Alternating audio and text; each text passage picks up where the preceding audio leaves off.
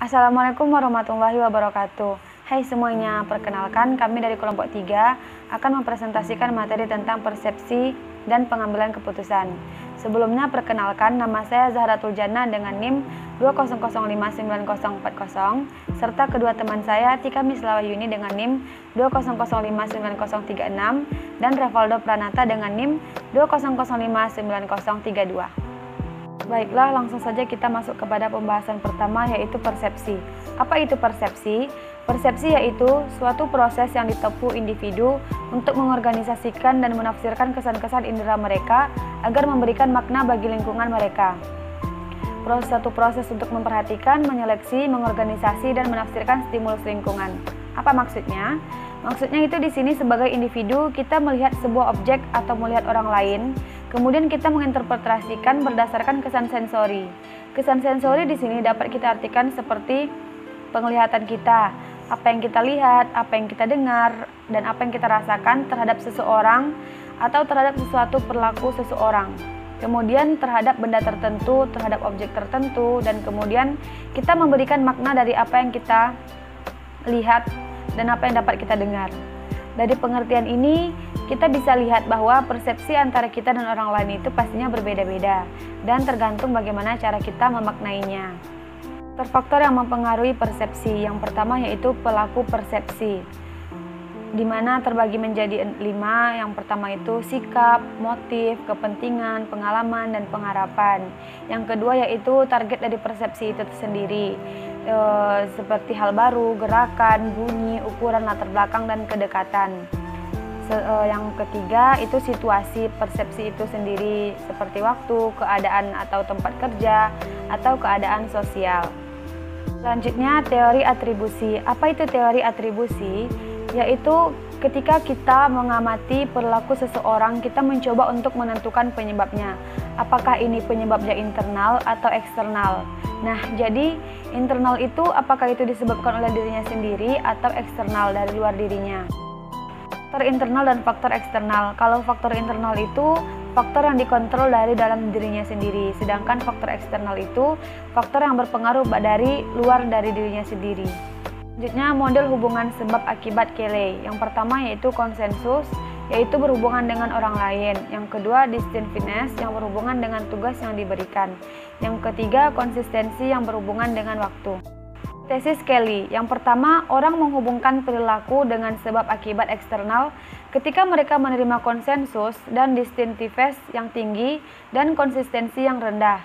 Yang kedua, orang menghubungkan perilaku dengan sebab akibat internal ketika mereka menerima konsensus dan distinctiveness yang rendah dan konsistensi yang tinggi. Yaitu kesalahan prospektif.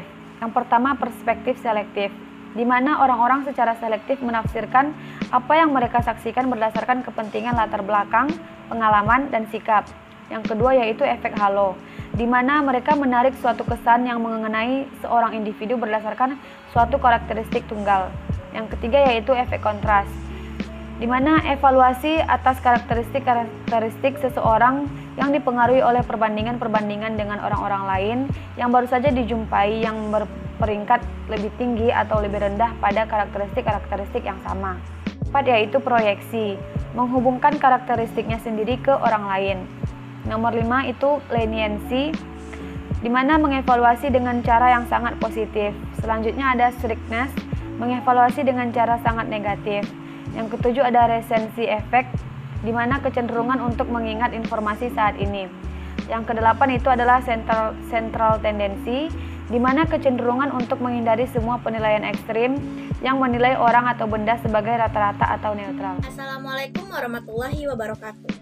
Saya Tika Mislawayuni, NIM 200599036, Program Studi Manajemen akan mempresentasikan materi berikutnya, yaitu tentang pengambilan keputusan dan proses pengambilan keputusan.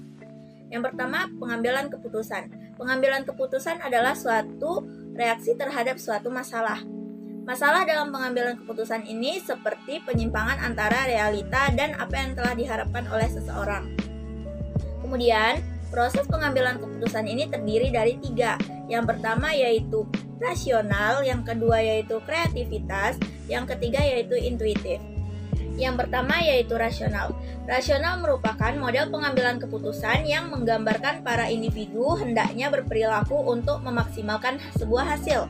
Langkah-langkah dari pengambilan keputusan ini yaitu seperti tetapkan sebuah masalah, identifikasi kriteria keputusan, alokasi bobot pada kriteria, kemudian evaluasi yang alternatif, habis itu tuh kembangkan alternatif, dan pilihlah alternatif yang terbaik. Kemudian selanjutnya yaitu kreativitas. Kreativitas ini yaitu untuk menggabungkan gagasan-gagasan dalam satu cara yang unik.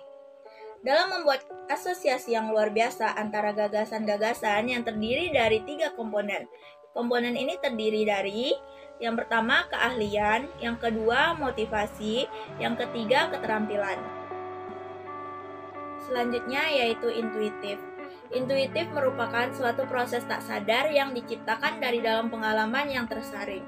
Kapankah intuitif ini akan dipakai? Intuitif ini akan dipakai pada saat adanya ketidakpastian dalam tingkat yang tinggi. Kemudian hanya sedikit preseden untuk diikuti. Yang ketiga, ada variabel yang berkurang dapat diramalkan secara ilmiah. Kemudian fakta terbatas, fakta tidak jelas, dan data analisis kurang berguna, serta waktu terbatas dan adanya tekanan untuk segera mengambil sebuah keputusan. Kemudian materi selanjutnya akan dibahas oleh teman saya, yaitu Revaldo Pranata. Assalamualaikum warahmatullahi wabarakatuh. Perkenalkan, nama saya Revaldo Pranata dengan NIM 200590032 dari Prodi Manajemen NK. Baiklah, di sini saya akan menjelaskan tentang gaya pengambilan keputusan individu. Yang pertama yaitu direktif. 1. Memiliki toleransi rendah atas ambiguitas dan mencari rasionalitas. Yang kedua yaitu efisien dan logis. Yang ketiga, mengambil keputusan secara cepat dan berorientasi pada jangka panjang. Yang kedua yaitu analitik. 1. Memiliki toleransi yang jauh lebih besar terhadap ambiguitas dibanding pengambilan keputusan direktif. Yang kedua yaitu mengumpulkan berbagai informasi dan mempertimbangkan berbagai alternatif tersebut. Yang ketiga yaitu pengambil keputusan yang cermat. Yang ketiga, konseptual. 1. Memiliki pandangan sangat luas dan mempertimbangkan banyak alternatif. Yang kedua, jangka panjang dan solusinya kreatif. Yang terakhir atau yang keempat yaitu behavioral. 1. Memperhatikan kinerja rekan kerja dan bawahan serta reseptif terhadap usulan-usulan orang lain. Yang kedua yaitu menghindari konflik. Selanjutnya adalah hal-hal yang mempengaruhi individu. Pertama, evaluasi kinerja. Kedua, sistem imbalan. Ketiga, pembatasan waktu yang menentukan sistem. Keempat yaitu presiden historis. Bagaimanakah pengambilan keputusan yang baik? Pertama yaitu menganalisis situasi. Yang kedua, menyadari adanya bias. Yang ketiga, mengkombinasikan antara rasional dan intuisi. Yang keempat, jangan mengasumsikan gaya pengambilan keputusan Anda cocok untuk setiap pekerjaan. Yang kelima yaitu meningkatkan kreativitas. Baiklah, selanjutnya saya akan menyampaikan materi tentang etika pengambilan keputusan. Utilitarian. 1. Keputusan diambil semata-mata atas dasar hasil atau konsekuensi mereka.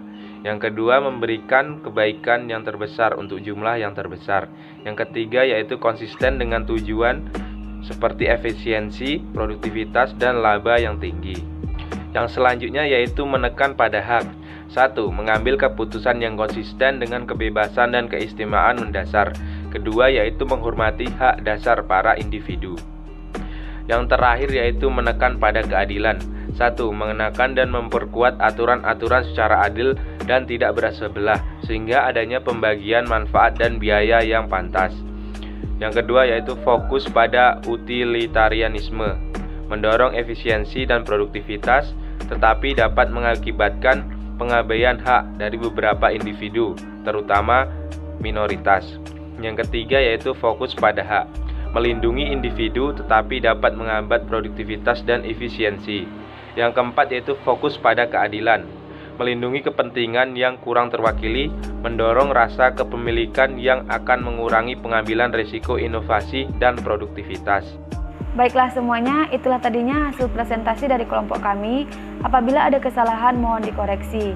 Dan apabila video kami bermanfaat, boleh di like, comment, and subscribe. Terima kasih. Assalamualaikum warahmatullahi wabarakatuh.